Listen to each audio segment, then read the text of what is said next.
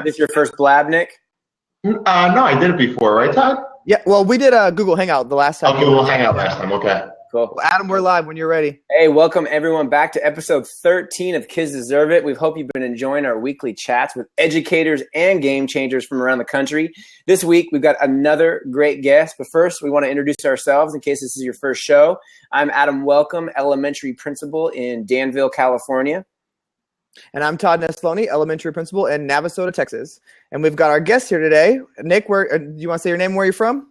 Nicholas Ferroni, and I live and teach in Union, New Jersey. So we're pretty spread out across this country, aren't we? That's right. We all go regions covered and in the middle, so it's perfect. Well, we want to remind all of our viewers to participate in the chat.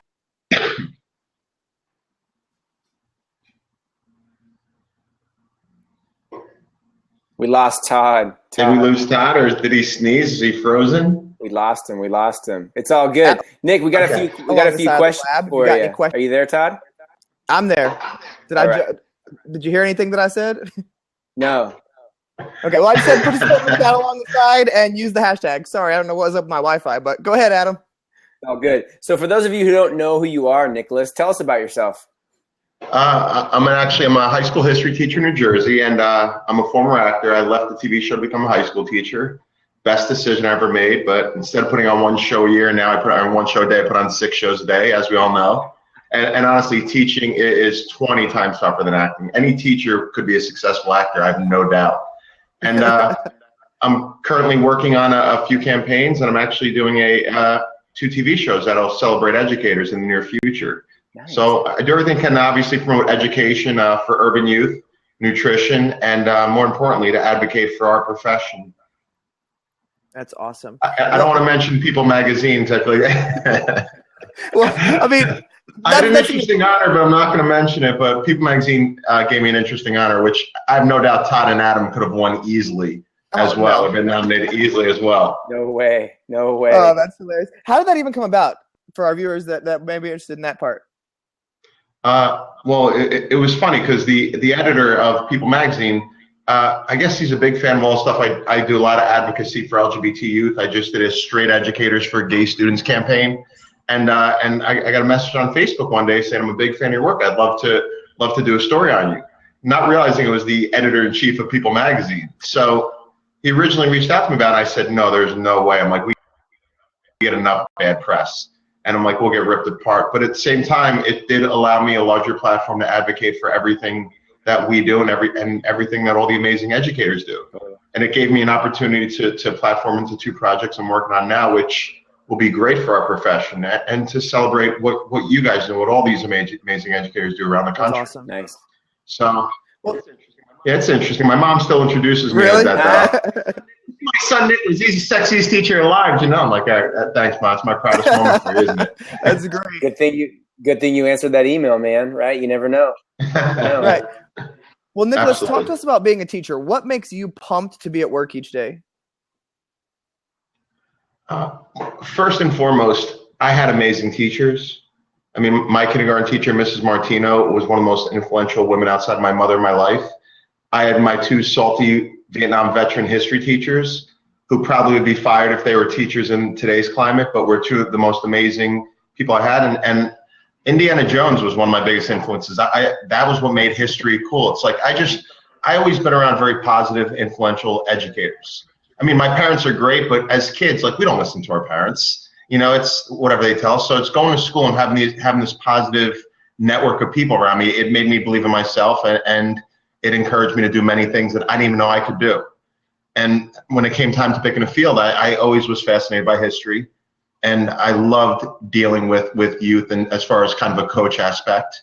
So I figured what better role to do it than be a history teacher. Very nice. Very nice. Well, Nicholas, you got a lot of awesome things going on, teaching and projects and other stuff. But what is your biggest challenge as a teacher that you face?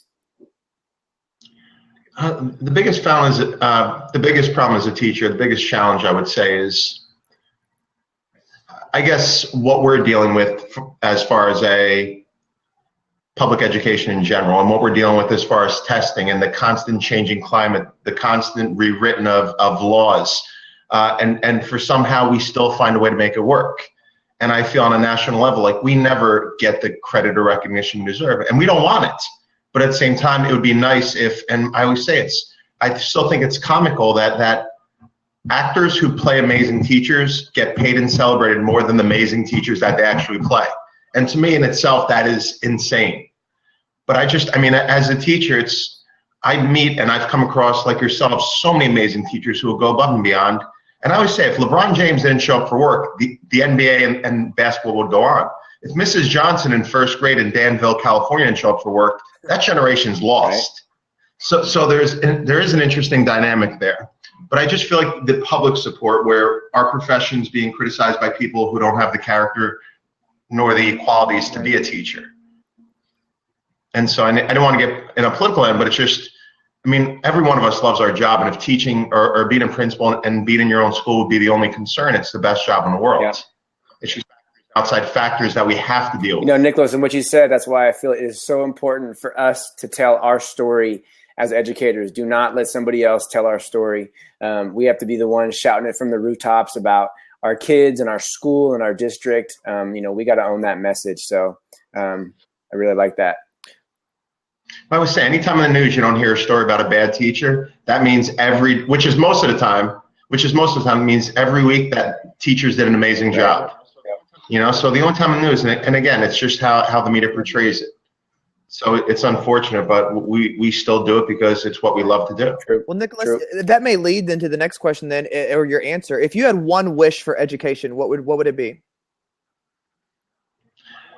My one wish for education would be to live if this was a parallel universe where we celebrate and honor educators as much as we do. Well, educators, soldiers, police officers, and firemen, as we do athletes, celebrities, and entertainers.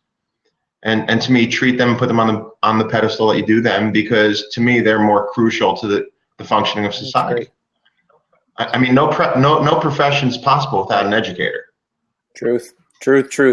So, Nicholas, you're connected. You know a lot of people. We want to know, who is someone that inspires or challenges you to be better? Ooh, good question. Yeah. I mean, I could say I would name drop a big celebrity, but I would just say my students, because every day it's a struggle. I mean, some days we have good days, some days we have bad, but every day I go in there, I try to engage every single one of my students every single day. And to me, there are days where I leave where I actually lose sleep because I'm like, did I say something wrong, or did I? And I always say, outside of parents, only teachers lose sleep over other people's children. Mm-hmm. And we do it on a regular basis. But my students challenge me all the time, and sometimes more than I'd like them to. But at the same time, it keeps us on our toes, and I never feel content. Right. But it's a challenge in an inspiring way. It's kind of like that coach who challenges you to be better. Your students, because of different aspects, do challenge me to be better every single day. I mean, I try lessons that don't work and they bomb, and I put them to the side and then regroup. But I mean, that's the one benefit of dealing with kids. They're honest and they're genuine and they're emotional. So you have to go with the flow. Well, that's right. And the key is look them in the eye, right? When they know that you're real. Todd and I have blogged about this before. Be real, and you look them in the eye, and they look you, and you got to do what's right day in, day out. And that's why you wake up in the middle of the night and thinking about that. And it's because you care so much, Nicholas, right? So keep on, man. I love that. Well, I would say, why should a kid care about learning if their teacher doesn't care about them? Mm-hmm. And that's kind of, my mentality is it's the same in we're human beings. We need, and again, excuse me, teachers, we can't replace parents, but so many of us, including yourselves, had filled the void when there's a vacancy. So and that's why, I argue it's funny. What the current system is telling us, they're telling me if I'm a good history teacher and a kid hasn't eaten breakfast or is abused at home, I'll get him to care more about history than about being loved or being fed. And that's what kind of the whole merit teacher pay systems it's like they want us to do Bloom's taxonomy without doing Maslow's hierarchy of needs first. So it's, to me, it's care first. I rarely have problems with kids, even some of the worst kids that you would ever come across. And my mentality is a 13-year-old kid who hates the world has a reason to hate the world. No teenager thinks they're a failure. No, there's a reason why they do. Well, so our job is to make them unlearn that reason, or at least push them in the right direction. You do a lot of work with the LGBT youth, and you speak a lot about that and go on a lot of programs about that. When did that become something that was personal to you? My mom has a brother and sister who are both gay and lesbian, and growing up, because of my Catholic Italian grandmother, I took a lot of heat for being left-handed. Mm-hmm. So I mean, called nasty things, and I was getting this argument where they're like, "Where in the Bible does it say being lefty is a sin?" It doesn't. But it says a lot of places in the Bible that the right hand of God is the righteous hand. So therefore, the left hand must be the hand of the devil. So I took a lot of heat my entire life, and that alone just made me realize a lot of things. And I've always been a big fan of Martin Luther King's quote: "Strong people stand up for themselves, but the strongest people stand up for others." And to me, it's when it comes to kids, no kid wants to be standing out in school. No kid wants to be persecuted or discriminated against in any way. And I always say, I'm like, if it requires bravery for a kid to come to school, then as educators, we're not doing our jobs. School is the one place every kid should be able to walk in and feel completely safe with who they are and in their own skin. It should not, again, it makes me sick, but it should not require bravery for a kid to go to school. That's great. Truth. Nicholas, every week we like our guests to leave a challenge for our viewers. What's your challenge for next week? For next week, my challenge is something that I continually challenge myself to do every week. In a class of 25 to 30 kids, we have our kids who like to talk a lot, and we have our kids who we tend to focus on because they may be deviant or disobedient in some ways.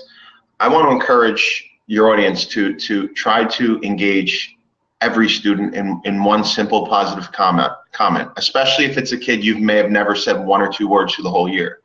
I mean, there are some kids who get by the whole school day without a teacher saying one word to them. Yep. And it's like we always pay attention to the loudest kids or the kids who don't do their work. We rarely pay attention to the kids who are in the middle, who are doing the right thing. But my challenge would be to say hi, smile, give a word of encouragement to every one of your students in every class, and get those one or two kids who may have been kind of on the fence and get them back over to doing the right thing and getting back on track. It's tough. In 40 minutes, it's tough to engage every single student. But it's possible. Yeah. It's possible. Well, Nicholas, thank you so much for coming on tonight. We really appreciate you giving us some of your time. And hopefully you're keeping warm and safe with all the snow over in your area. So we appreciate it. If not, I'm gonna go see Adam in about 2 weeks. Come on over, man. Come on. How far are you from LA, Adam? I'm in Northern California, so I'm about 45 minutes outside San Francisco. Oh, okay, so that's nowhere near. Okay, unfortunately. Yeah. All right, maybe next time. Yeah. But I appreciate everything you guys do. Your students are so lucky to have both of you. Thanks, and like anything else, this will not count for PD hours, but it matters in the end. That's right. Well, we hope our viewers check out our next episode. We actually have a double feature tonight, so we've got another episode coming up in about 15 minutes with Principal L, who's also covered in snow right now. But thanks again, Nick, and we will catch you later. Absolutely. Thank you, guys. Thank you, Tom. Thank you.